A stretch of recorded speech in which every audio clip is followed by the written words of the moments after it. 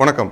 நம்ம வீடுகளில் இப்போ கூட கல்யாணம் இல்லாட்டி ஏதாவது முக்கியமான ஃபங்க்ஷன் இருந்து பசங்களுக்கு இல்லாட்டி ஆம்பளைங்களுக்கு சூட் எடுக்கணும்னா, அதாவது கோட் சூட் போடணும்னா, நம்ம எல்லாருமே சொல்கிறது ரேமண்ட்ஸில் போய் நல்ல ஒரு சூட் எடுக்கலாம் அப்படின்னு தான்.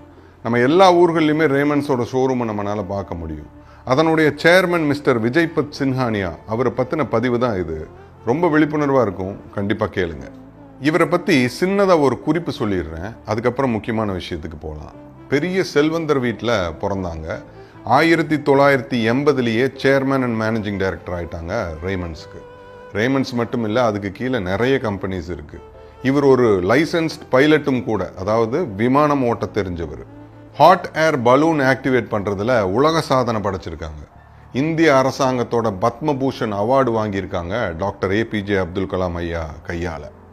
ஷெரீஃப் ஆஃப் மும்பை அப்படிங்கிற பதவியிலையும் இருந்திருக்காங்க. அது ஒரு பெரிய கௌரவ பதவி. நம்ம